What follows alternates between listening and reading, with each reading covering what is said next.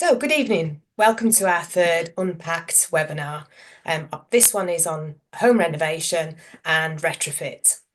And this is an introduction to renovation and retrofit with an opportunity to ask questions. My name is Jane Simpson.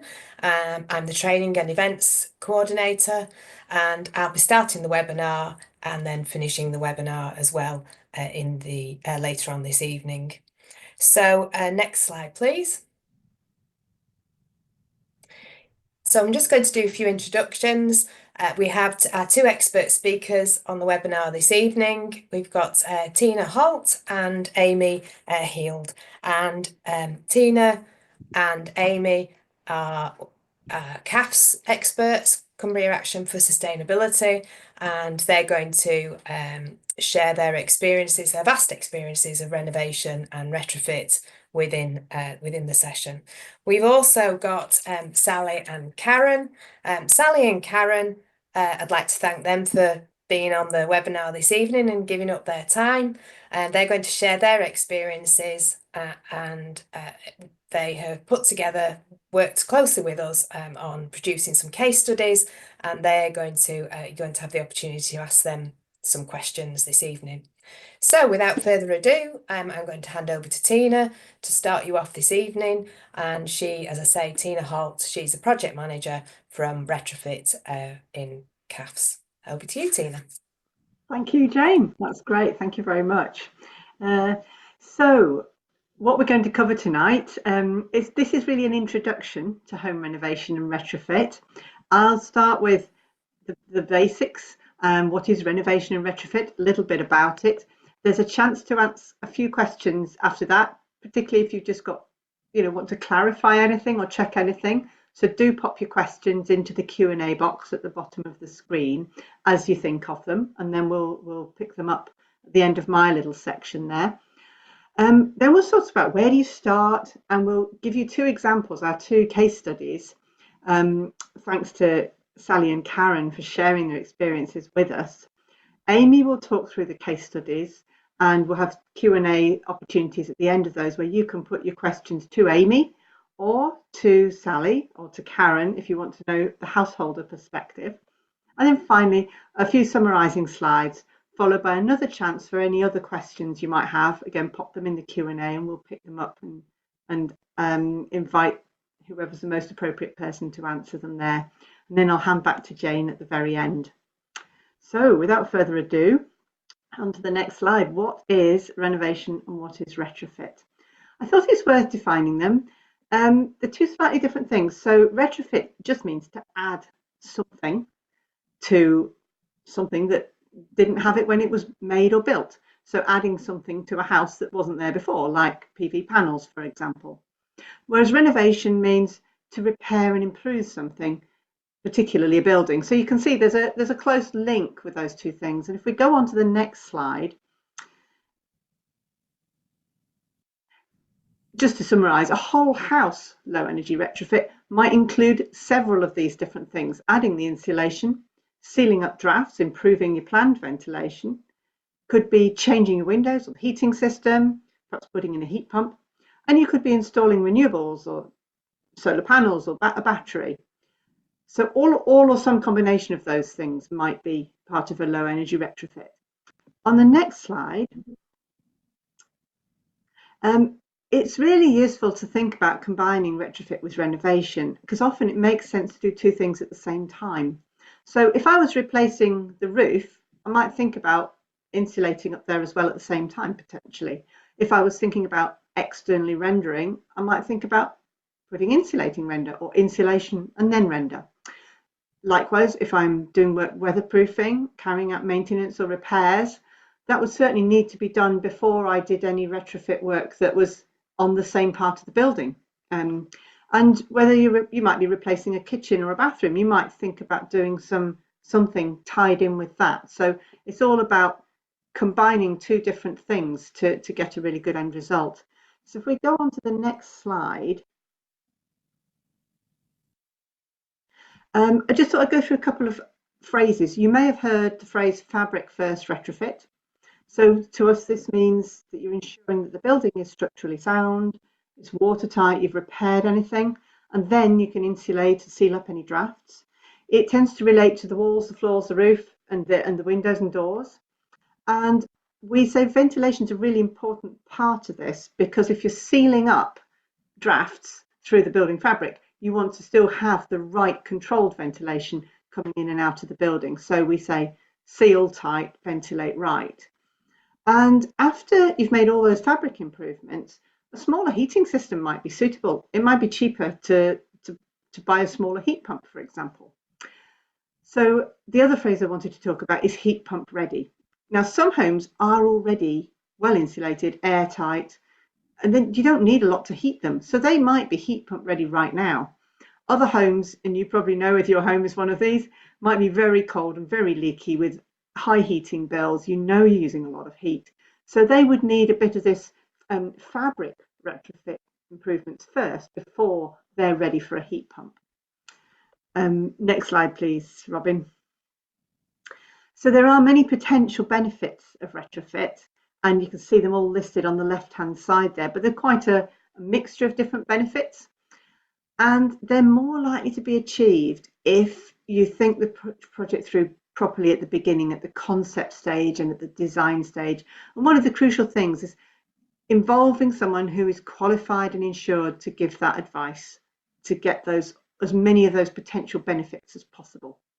If we go on to the next slide, the other thing to think about when you're looking at benefits is looking at marginal costs. So that's, if I externally insulate my walls, it costs one amount. If I render my external walls, it costs a certain amount. If I do the two things together, the cost is not double. It's not one plus the other.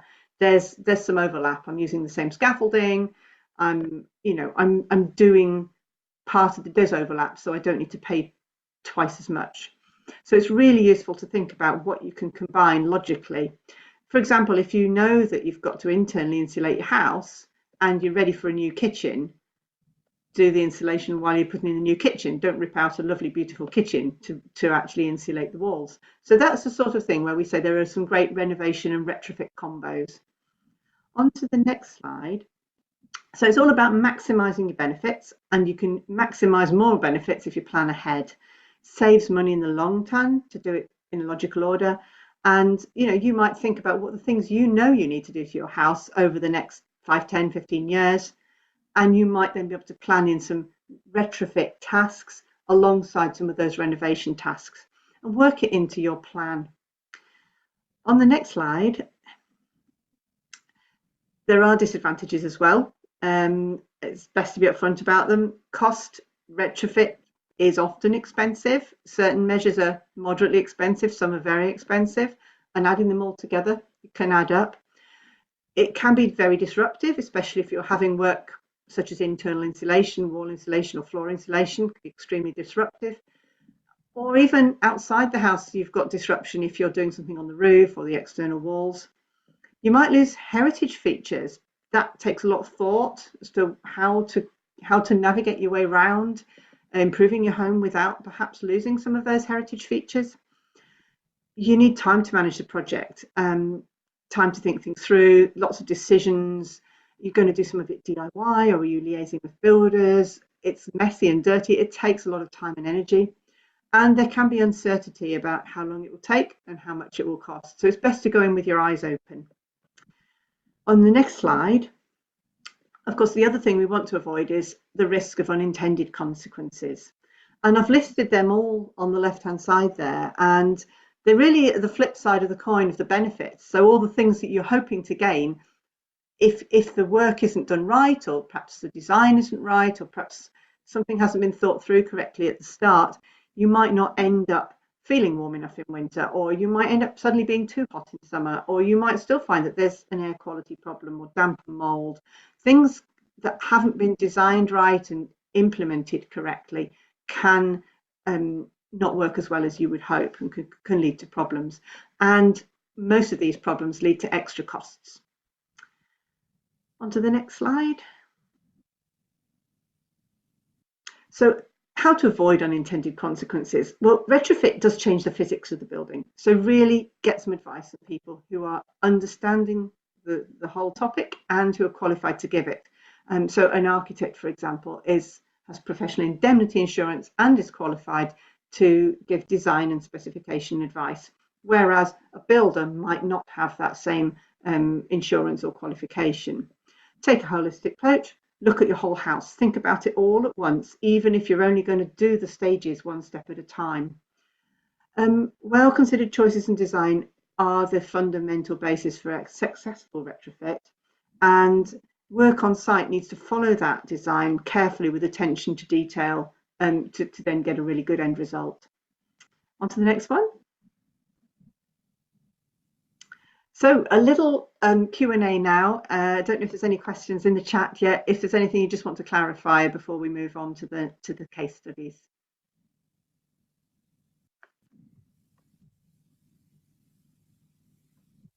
No questions. That's great. That means I can move on to the next slide then. And so you're perhaps thinking, so where would you start? Well, we're going to talk about two different retrofit journeys, two case studies. Amy's going to take us through this process that you can see on the slide, from concept stage through investigation design, all the way to the end of the process. We have both our households here started on the concept stage with an energy model, and then moved through these different steps, taking either the blue journey, if you like, with an architect, or the green journey below with some standard specifications. So at this point, I'm going to hand over to Amy to take us through the two case studies. Fantastic. So sorry about that technical glitch at my end.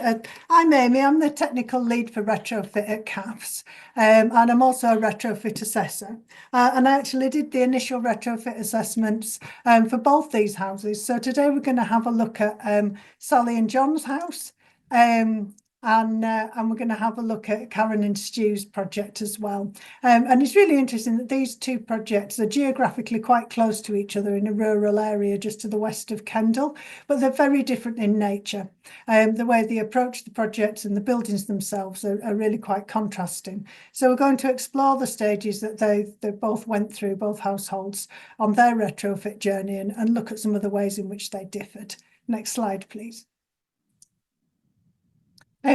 So like Tina's just talked about, the processes of retrofit are really important. And what can happen is people jump from having an idea here up at the top, our green concept arrow, to wanting to crack on and install it right down, sort of 3 or 4 arrows further down.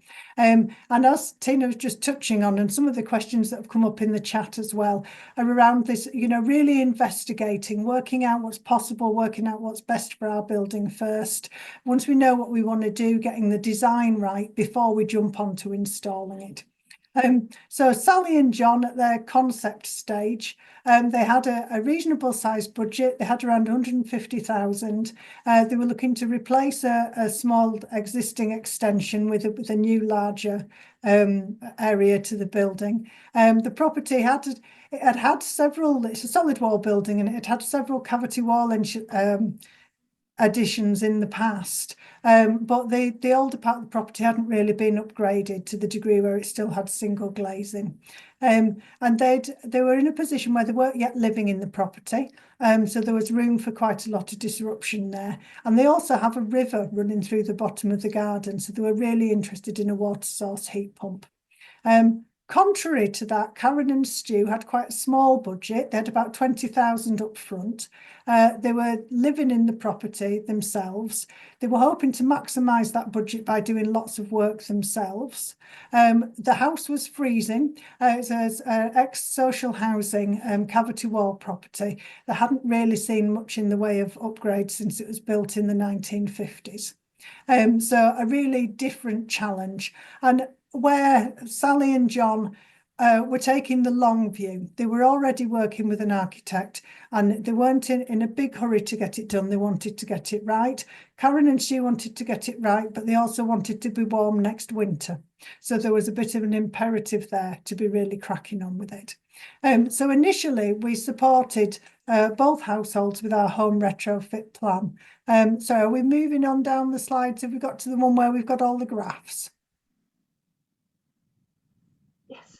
There you go. Brilliant. Thank you. So this is some images from Sally and John's home retrofit planner report, and they're just a selection of the figures there. But you can see that we start off with the baseline. So we're looking at where's the property at now, what's our starting point, and the scenarios, the different retrofit options, different approaches that they could take to retrofitting and improving their building. So we can see cost implications of that, we can see carbon implications of that, and we also look at the peak heat load, because that can be a key factor in determining just when you might be ready for a heat pump. Next slide, please.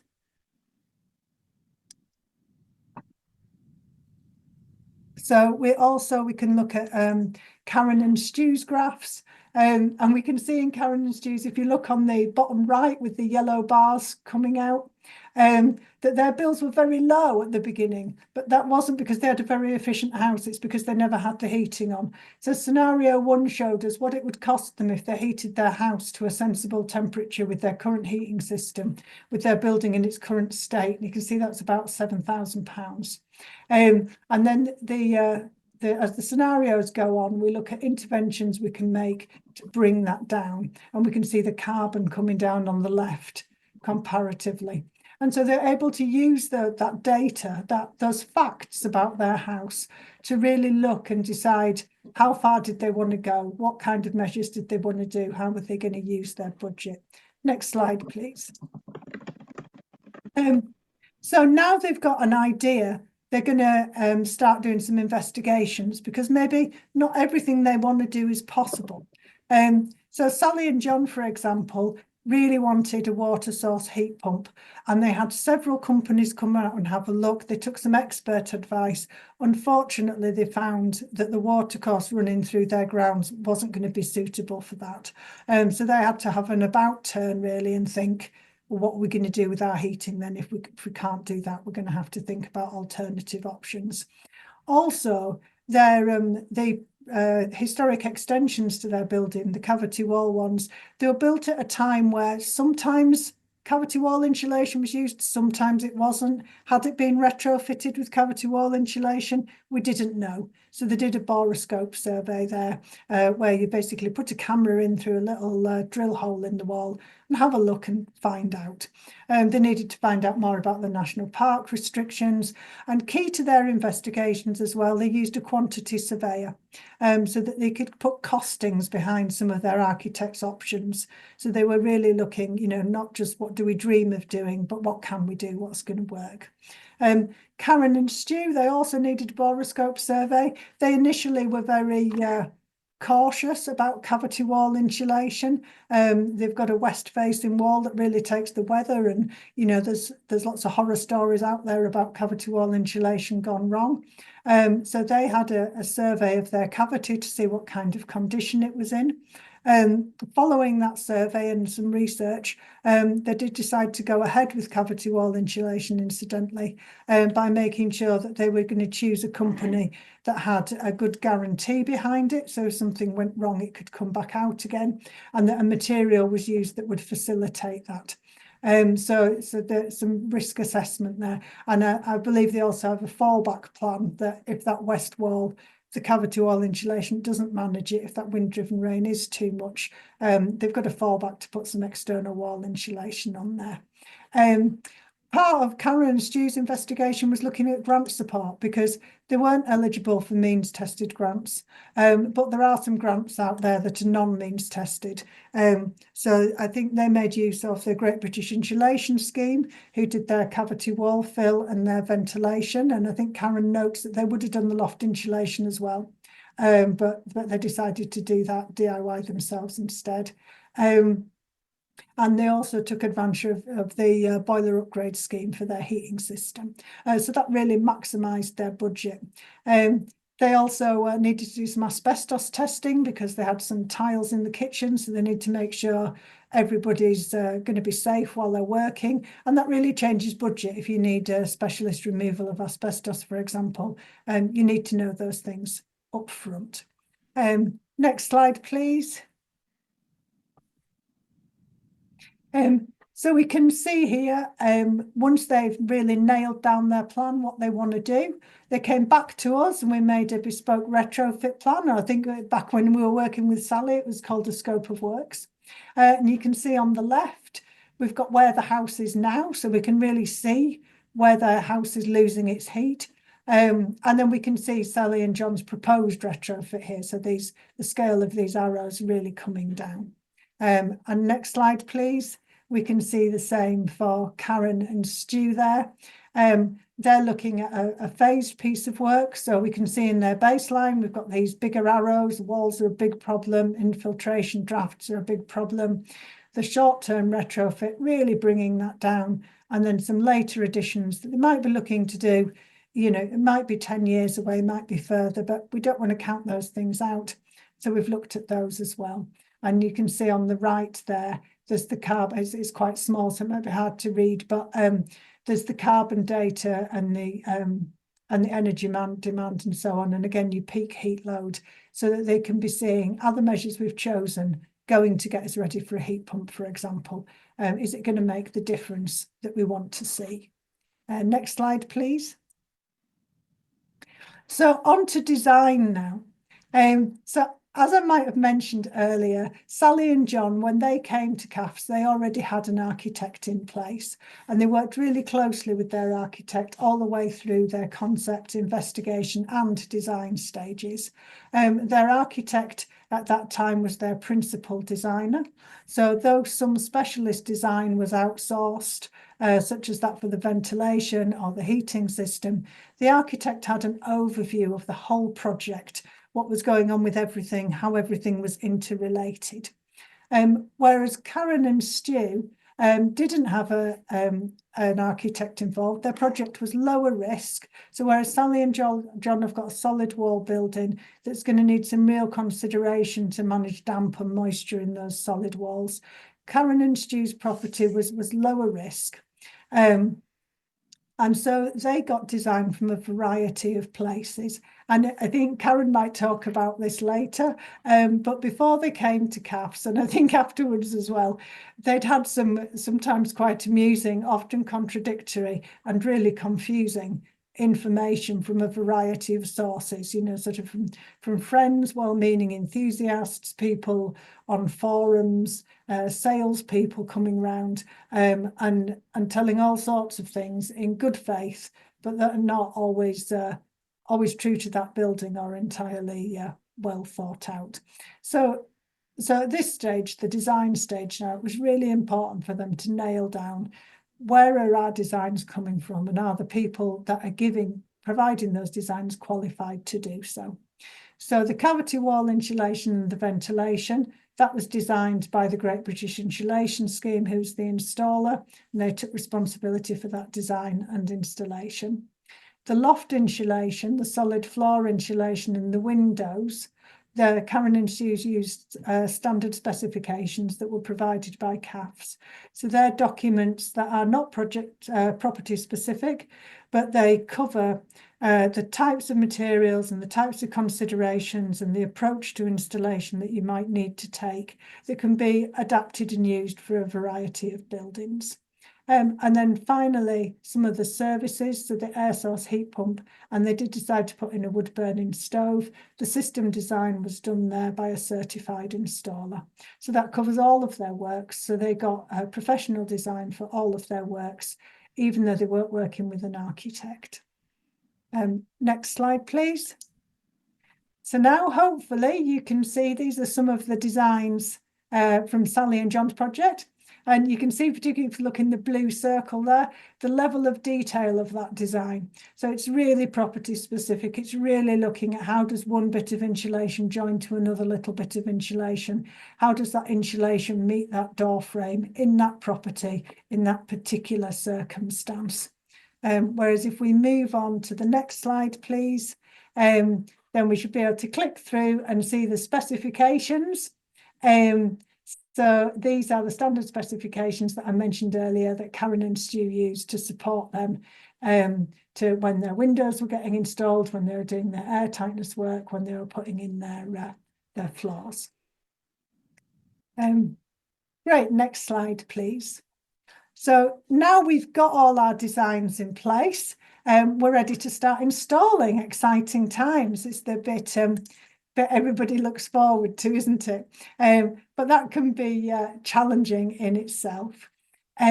So Sally and John used a principal contractor. They worked with one construction company to install the vast majority of measures. With the exception that the heat pump was carried out by a separate company, whereas Karen and Stu, they had a whole host of different people involved in their project. So in this situation, Karen and Stu became the principal contractor, which I won't dwell on this too much. But if you're doing a retrofit project, you do need to think about the building regulations, and the building regulations are there to help us to make sure we do a good job of things, to make sure that we are putting in enough insulation and that we're doing it in a way that's going to be safe for the people working on the project, as well as many other things. And the building regulations require there to be a principal contractor. So in Sally and John's case, this might well have been their main construction company. In Karen and Stu's case, because they worked with lots of different people, the householder will have almost certainly been deemed the principal contractor, because Karen and Stu themselves did the loft insulation, the floor insulation, and all the air tightness works DIY. And then they, of course, used the grant provider to do the cavity wall insulation and the ventilation. And then they used individual trades for particularly tricky bits, things they didn't feel they had the skills for, like plastering work that was going to be on show for some of the window fitting, and for the heating services. So they had a strong project management role in there, as well as a responsibility. Just checking my notes because I've got an awful lot written down here, but I think if I've missed anything key out, I'm sure that Sally and Karen will pick me up on that when it comes to the question and answer time. So next slide, please. We can see just a few images here of Sally and John's house, of the work actually taking place. The image on the right there, you see the walls when the old plaster's been taken off, the ceiling pulled down, was stripped back to nothing to start rebuilding again. The middle slide there, you can see the insulating plaster's gone in, the new ceiling's gone in, and then on the left, we can see the underfloor heating going down there on top of a new insulation slab. Next slide, please. Karen and Stu's house here. I think I'm wondering if this is Stu measuring up just on the last bit of the floor work there on the right. And then in the middle slide, we can see the build-up of the floor there. And to the left, we can see the air tightness works going on around the window installation. Next slide, please. So handover. So both projects now are nearing completion. And so Sally and John and Karen and Stu will both be thinking about handover. So with Sally and John, who have worked with principally with an architect and then with a main contractor, that main contractor will be providing written instructions on how they to use the systems that have been put in place. They should be providing maintenance schedules and any care requirements for measures that have been installed. They should be providing all the guarantees for the equipment and systems, as well as a guarantee for their own work. And they should be agreeing with Sally and John any snagging, so any areas of work that are still to be finished off or rectified. Whereas with Karen and Stu, it's going to be their responsibility to make sure that they're pulling all of that together. So where they've done work themselves, they're going to need to make sure that they've compiled any necessary paperwork, that they've read any care information or maintenance information, and that they've got that filed away safely. They're going to need to make sure that they've talked to each individual contractor installer that they've used to make sure that they've had good instruction on, for example, how to operate heating and ventilation systems, and that they've identified any snagging, whether that's things that they need to rectify themselves or things that the contractors are needing to come back to just finish off before their contract is complete. Next slide, please. So that brings me to the end, really, of our story of the two households. I've just got a slide up here with a little kind of summary of Sally and John's project. And it would be really great if you've got any questions for Sally about their experience of retrofit, you know, working with an architect and working with a main contractor, how that project went for them. And I think this probably was said at the beginning, but rather than sort of shouting out questions, if we use that Q&A box at the bottom, so just type your questions in, and then Tina will ask them to Sally. So I shall hand over to you for that, Tina. That's great. Yes, thank you, Amy. So we've actually got two questions about architects already and one about grants. So if I hold the grant question back, perhaps till we're talking about the second project, but for the architect project, and while other people are thinking of questions they might like to ask Sally or Karen, my first question on the architect side is, are there any specific qualifications to look out for an architect? And I suppose the second person who asked the question, Roger, said, made the point that older buildings, finding an architect with experience of older buildings can be challenging. And in fact, surveyors as well, who have genuine experience of working with older buildings, that's an important part of the process, because much of the housing stock in his area is Victorian and often solid walls, single stone walls perhaps, and requires great knowledge and experience of the needs of the building. So what would the advice be around seeking professional advice for those kinds of properties? I'll put it to you, Amy, while other people think of questions perhaps for Thank you. So I've just managed to get my screen back, so I'm very happy now. It is really challenging finding an architect, isn't it? And I think it would be fair to say there's a real deficit of retrofit specialist architects in Cumbria, and much that many architects do some retrofit. There's very few in our area who it's what they're doing day in, day out. And so I think it's really about building a relationship with your architect and really sort of feeling a confidence that they understand what you're trying to do and understand your ethos, and putting time into looking around for that. But I think also it's probably worth noting our design support that we provide at CAFS. So we've really noticed that, noted that skills gap, if you like, because architectural training can really focus on new buildings. So we work closely with an organisation in Manchester called People Powered Retrofit. Their architects there are working in retrofit all day, every day, 5 days a week. And so we have what's called a design review for architects, and Sally's architect went through our design review process. So as the architects sort of coming towards the end of their design process, they've kind of firmed up what they're looking to do.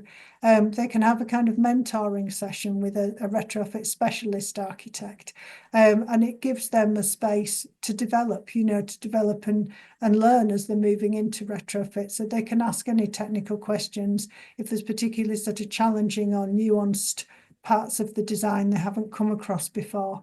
It's an opportunity for them to, sort of develop their practice. So yeah, it's not a clear and easy answer, but hopefully that helps a bit. Shall I jump in? So we actually attended a whole series of the CAF seminars in the spring of 2022, I think it was. So actually, even before we bought the property, because we knew we wanted to do something. And then we were recommended an architect by an architect we'd used before who didn't have capacity. And when we met the architect we used, one of the things he said is, "Oh, you ought to go to CAFS and get a home energy survey." So we thought, "Oh, this is the architect we need, because he's talking the right language, and he'd done some courses at Centre for Alternative Technology as well." So we kind of thought, yeah, we found an architect who understands. So the building was originally built as a corn mill, and then it became a bobbin mill, went back to a corn mill. So it's it's literally right on the river, and it wasn't built as a residential property, it was built as a mill. So when you saw the hacked back plaster, you walked in and it just looked like, if you've been to Stotts Park, it just looked like that. It looked like an old 1700s mill.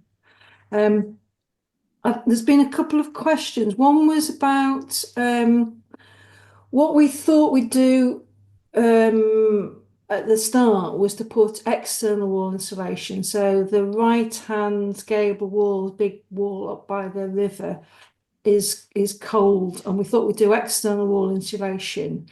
But actually, if you do it and you come all the way around the buildings, it then got quite complicated to have to fit that in with existing extensions.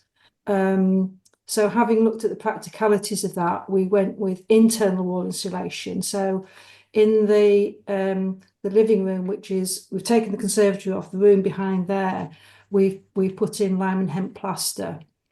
So we've got big, thick internal wall insulation. It's a big room, so it could take it. And then in the more modern extensions, which have got cavity wall, which haven't got any insulation in, we've again put internal wall insulation, but that's more modern insulating plasterboard. The lime and hemp plaster took 4 months to dry. That was a big impact on the project. So that was quite it was unexpected, and also because it was started in September, we actually we were worried about it freezing. So you're not supposed to warm it up, but actually we had to stop the plaster freezing and falling off, because we didn't have doors and windows on, and it was -10, so we had to we had an expensive electricity month of trying to heat a drafty house. And then another question I've seen coming is, because we're right by the river, we were really keen to have water source heat pump, where you have fins that sit in the river and the water passes over them. And we struggle to find anybody with any expertise of doing this. And eventually I got somebody on site to look at it, and he said, no, your river's too low in the summer. It has to completely cover the fins, even in the summer. And we were thinking about, we could construct a sump and sit them in it. And he said, no, because it'll just fill with gravel. In the storms, the gravel will get washed in. So at that point, we reluctantly realised we couldn't do water source heat pump. And we've gone with an air source heat pump, which is being commissioned on Friday. So that's quite exciting. Thank you. Thank you very much, Sally, for answering those questions. Amy, looking at the questions, did you want to add any other points before we move on? No, I think it would probably be good to move on and have a look at Karen's project, and then we could maybe pick anything else up at the end. Great. Okay, that's lovely. Okay, so over to you and the next slide.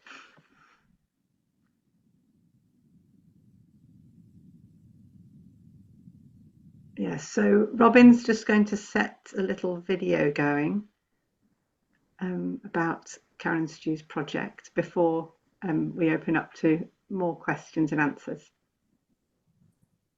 And you'd not been here long. It was absolutely freezing cold, boxes everywhere, aluminium window frames, an old coal fire, I think we still had, and you've absolutely covered everything, haven't you? You've gone cavity wall insulation, you've put insulation on top of your solid floor, you've insulated your loft, all new windows, doors to come. That's phenomenal. It must have cost thousands and thousands. What's been your budget?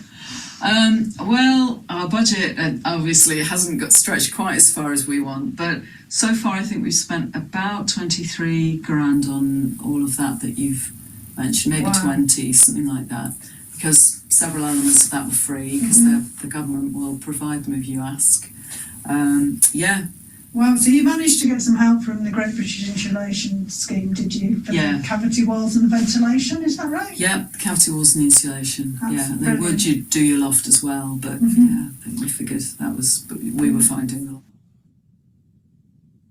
So how have you managed to extend that budget? You've had some grant support, but you know, tradespeople are so expensive, aren't they? Yeah, so we've been very selective with where we've used tradespeople. So I guess we're moderately confident with DIY, but there are some things I've just gone, I do not know how to do that. So we've got builders in for small projects, but we've taken on things like building the floor ourselves, and insulating the loft ourselves, and doing some of the simpler plaster work where no one can see what you've done between the floors, you know, the ceiling and the floors.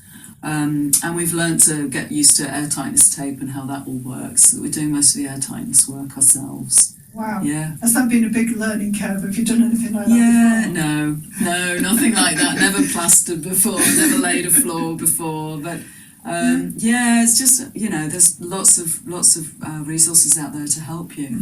And so far, I know you've not got your new heating system in yet, but is it doing what you hoped it would do? It surprised me how much warmer the house has been for all of the measures we've taken so far. And this room's really cosy now, and it stays cosy for hours after you turn the heating off in here as well, which I hadn't expected that.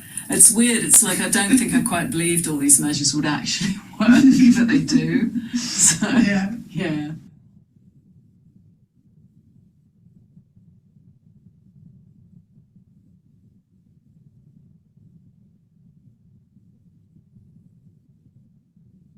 You really have followed a fabric first approach to the letter, haven't you? Actually, that's true.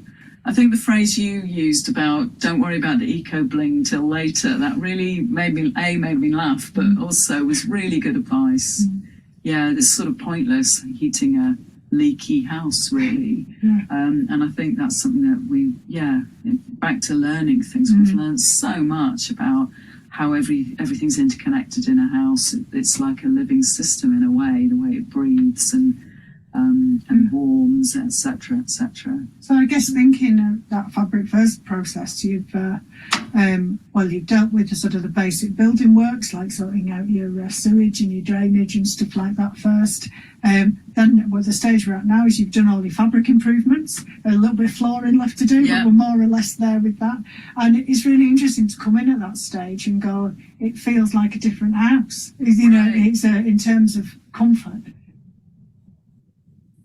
And then the stage is still to come. We've got a planned air source heat pump, is that right? Yep. Are you hoping to take advantage of a grant for that as well, are you? Yeah, boiler upgrade scheme, I think it's called. Yeah, so we'll get £7,500 worth of help towards that, which is a massive, massive help. Brilliant. Yeah. And then we're leaving the solar PV till we've saved up again in phase 2. That's about right. Yeah, exactly. Yeah, and we've still got to save for the doors, of course. Yeah.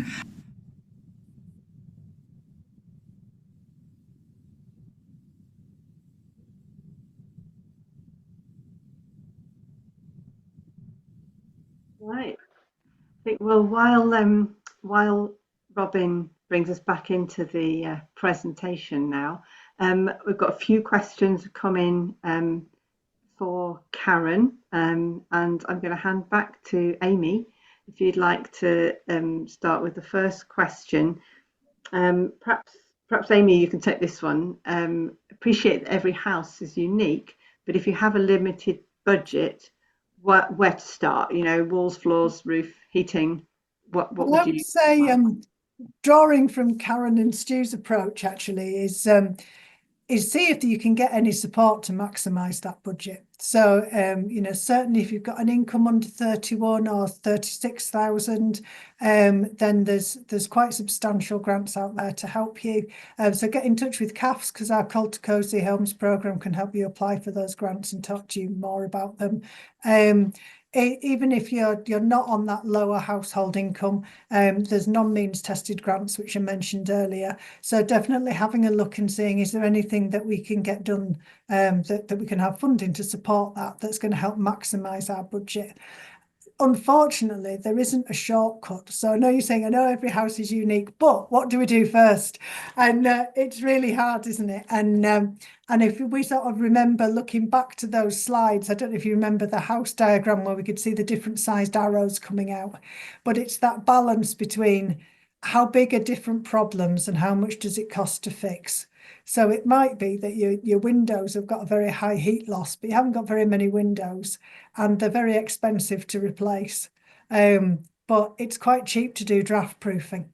So, I mean, I think we could certainly say, for most houses, a very cost-effective place to start is draft proofing. And just to caveat that, as Tina mentioned earlier, if you're tightening up drafts, you need to make sure ventilation's addressed, otherwise you're going to start getting condensation, damp and mould. But draft proofing is a bit of a no-brainer to do first. Loft insulation, again, really low cost, really low risk. So even if there's a little bit in there, if it's less than 200 or 300 mil, definitely worth topping that up. As we get a little bit more complex, we really can't start commenting on whether it's better to do floors or walls, for example, without modelling the building to really see where the heat's going and how that building itself is operating. But hopefully that's a good start for you. Great. Thank you, Could Amy. I jump in and add to that? Absolutely, yes. I'd also factor in the sort of the time of year, because some jobs are easier to do when it's summer. If you're changing your windows, obviously there'll be all the wind coming in and rain. So that's better done in the summer, in my opinion. Floors, interestingly, as well, because you have to take all your furniture out of the room. And if you've got anywhere outside you can store it, or moving it around outside the building, it's much easier to do in summer. So that's another factor to think about if you're sequencing. And I mean, I guess DIY is a real way to maximise your budget. And I don't know if you want to talk, because you weren't the biggest DIY enthusiast before you started, were you, Karen? No, I've mostly done decorating, really, and gosh, building shelves and things like that. So we're both reasonably confident. But yeah, so we tried to take on what we could. And we found the specifications that you guys gave out incredibly helpful in terms of giving us confidence to know what materials to buy. And yeah, I guess so. We took on, I think we've already said building floors, doing the air tightness work. There's other things to this actually with, for example, air tightness work. Some of it you don't need to liaise with anybody else. We took up our floorboards upstairs and plastered round the underneath the floorboards upstairs, because you wouldn't believe how many drafts come in under your floorboards upstairs, because plaster's airtight. I didn't know any of this, but they don't tend to do that between your upstairs and your downstairs. So that's a really quick win, and that's £8 for a bag of plaster. That'll do most of a room. So there's things like that are really, really low cost that I think a lot of people don't know about. Yeah. Thanks.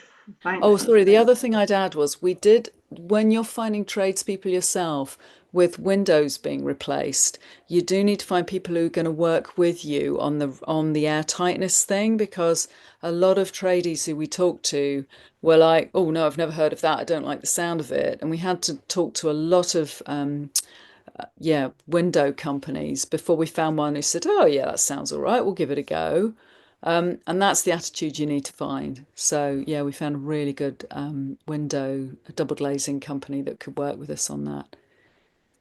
I guess it's similar to architects in that you might not be able to find a builder or an architect that's already an expert in what you want to do. If you can find somebody who's genuinely open to your ideas, interested in using your standard specifications, not just saying they will, but you can really tell they've read them and taken that on board during the quoting period, then you're getting a sense that's the right person, that's the person I want to work with.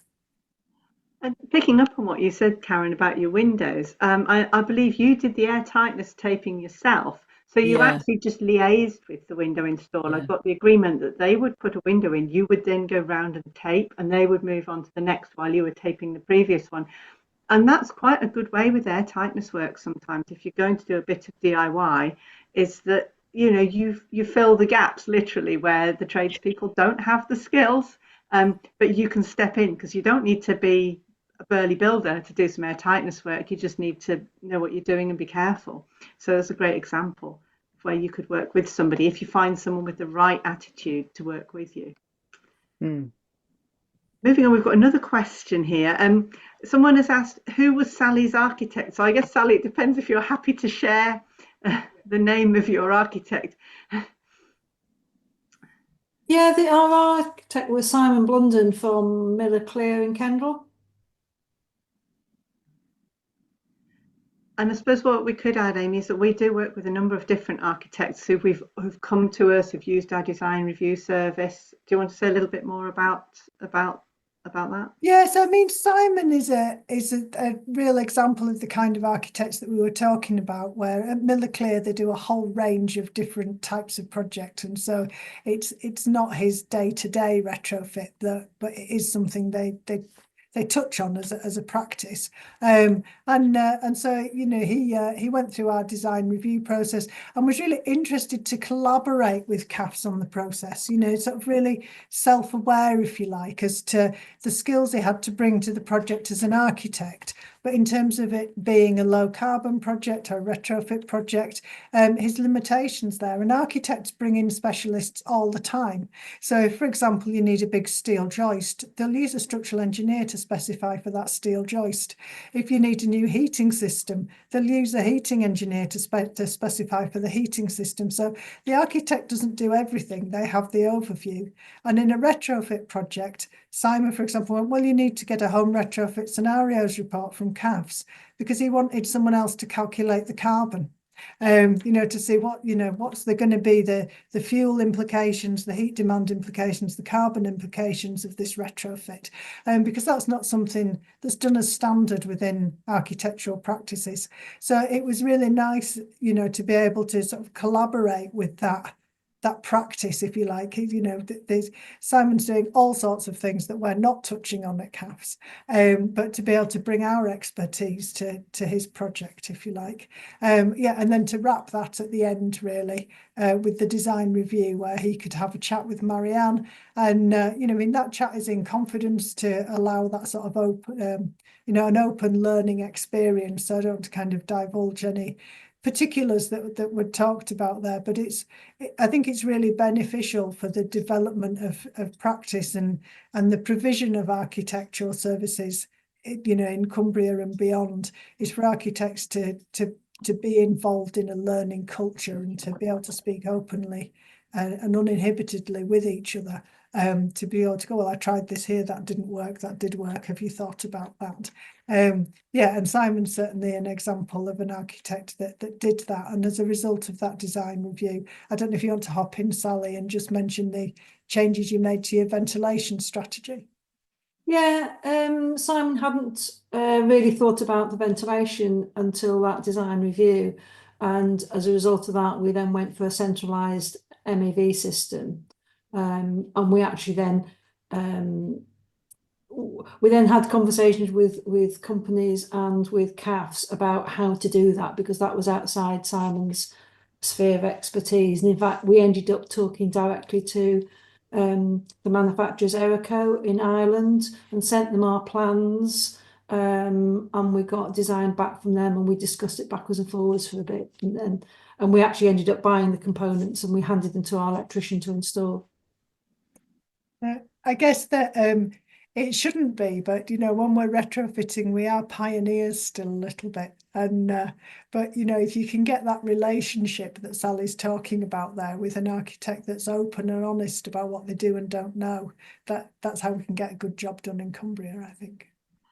That's great. I'm going to ask one more question, Amy, before we move on to the next section. And that's really, someone's asked about issues, whether there would be any issues using internal insulation, such as insulated plasterboard, with a rendered stone house. Would you like to? Shall I hop in on that one? Yeah. So I'll not get too deep into building physics, but moisture moves around in buildings, and solid wall buildings, so anything built before 1920 and some things built after that date, were built to allow moisture or water vapor to be able to move in and out through the stone, through the walls, and people often call that breathing. After that date, houses were built in a different way, and so and they might be called vapor closed. So where you've got a vapor open house, where you've got that free movement of water vapor, if you start putting a material on that hinders that, it changes the physics of the wall. It changes what's happening there, and all sorts of problems can occur. So an example might be if you use a foil-backed sort of a foam insulation, and you stick that, say, internally on a solid stone wall, then that wall can't dry out to the inside anymore. And so we can end up with condensation. It gets called interstitial condensation, if I can spit that out right.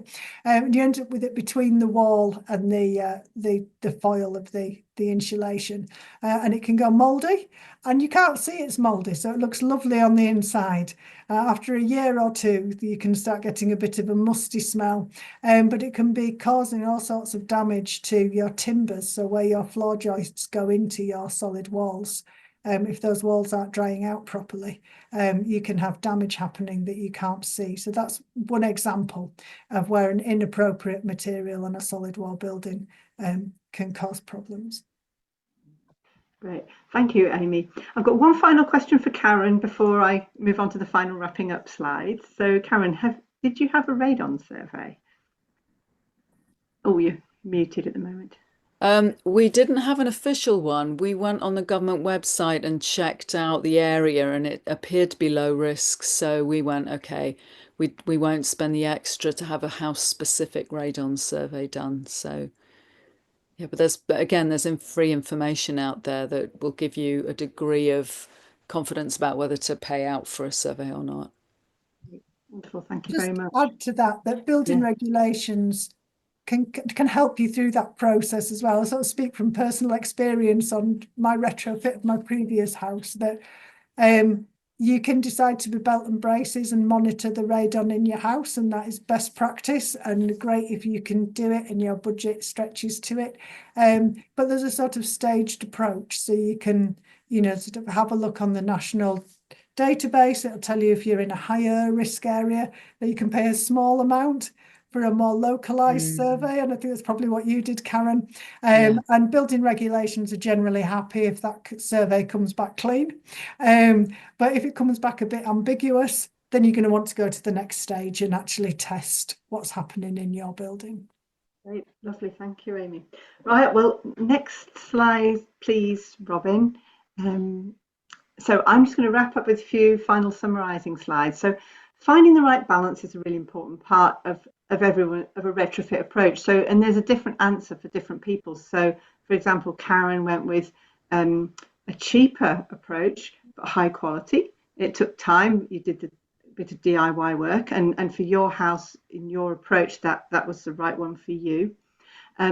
If you want to get a faster but a high quality advice, it might cost more. If you're going to get it cheap and fast, you might sacrifice quality, which in retrofit can be risky. You could get these unintended consequences that we talked about earlier. And right in the middle there, cheap, fast and high quality is just quite unlikely. So that's a summary of that. And you sort of have to choose which are your priorities there. So next slide, please, Robin. So is it easy or complex? Well, it depends on the property that you're starting with, what you've got in mind, whether you're doing one thing or lots of things. And the more things you do, the more interactions, the more impacts you've got to consider. And basically complexity increases risk. So understanding the complexity, making the best choices reduces the risk. Next slide, please. So we've got some advice from those who've done it. These are quotes from our householders who've gone through the retrofit process. And so for most people, this householder feels it's unrealistic to consider that you could do it all in one go, but you could do it in a step-by-step way. It's very disruptive. I think we'd agree with that. And some people have been lucky enough to be able to move out while the work was being done, and they did it soon after buying the property and before they decorated. Another really good point, it's not something to rush into. And it's great if you're doing a big retrofit to work with an architect who understands the retrofit and work with builders who are prepared to follow those specifications and do what you want to achieve your goals. So make sure the fabric of the home is okay before rushing into any retrofit work. So this householder used a surveyor. It took longer than they thought, but it was worthwhile in the end. For some people, it's a big project, so getting the right support and expertise is really important. It's probably not something you're going to do over and over again. It might be a once or twice in a lifetime project, so make sure you really get it right first time. This householder said it creates a home which is all the things you want and uses the existing structure, which is good environmentally and socially and personally for them. And finally, do it, because it's nice to feel you're not wasting energy and you learn a lot about it and you can keep your home warm and dry. So lots of different perspectives, and there's no one recommendation that fits everybody. It's different things for different people and different projects.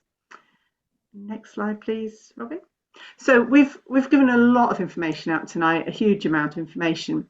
If you've got more questions, there are opportunities to talk to us face to face. I'll be at the event in Carlisle on the 26th of March. And on the 3rd of April at Lakes College in Workington, we will have a whole set of experts, about 10 retrofit experts available to speak. So this is a really great face-to-face event. If you've got questions and you want to speak to architects, builders, people who've done retrofit, people who know what they're talking about, that event on the 3rd of April would be ideal. And in fact, both of them are free, and both of them you can book on through the CAF's website. And Jane has just put the link in the chat there if you're interested. Then we have recorded webinars like this one, but we've put all our recordings onto the CAF's YouTube channel, so you can look out for those, and there are different playlists. So look out for Eco Retrofit and Whole House Approach, all these different webinars we've already recorded in the past. Next slide, please. So going back to if you're thinking, where do you start? Well, one way is to get in touch with us, look at some webinars, come to a face-to-face event, have a chat with us, or just get in touch with us directly, and we can provide a quote and explain what it would cost for different houses of different complexity to get a home retrofit model, but we could take you through the process. So get in touch with us if that's what you're wanting to do. Next slide, please. And a final Q&A. If there's any more questions, if we haven't answered all your questions, and I can see a couple more have come in. I've got one from Roger. One from Roger, yes. Do you want to pick that one up, Amy? Yes, I have. I've got a sense I might know Roger's partner, but we shall see. But okay. If you're not too far away, you said southwest Scotland, but we are a Cumbria-based charity, but some of our paid-for services, we're not strictly limited to the bounds of the county. So it's definitely worth getting in touch with us for a chat. But also, I'm part of a network of other organisations nationally, including Scotland, that use the same modelling software that we do to look at buildings and how you might move forward with them. So do get in touch with us, and if we can't support you, then we might be able to put you in touch with somebody that can. Just to let you know that we do have some other Unpacked webinars coming up. We've already run Energy Saving at Home, and that recording is on our website. We've got these other 3 that are coming up soon in April, May and July, and with another potential one on recycling in June as well. So please use our events website at CAF's to book onto those if you're interested. So yeah, next slide, please. This recording will be on our website from this webinar, and just to say that in order to expand our reach, if you are able to donate, then that would be fantastic. Thank you. There's a QR code here where you can donate, or you can go to the website and donate to CAF's directly. Thank you to you for attending this evening, giving up your time. Yeah, these, as I say, these are all free meetings, so if you can donate, that would be brilliant.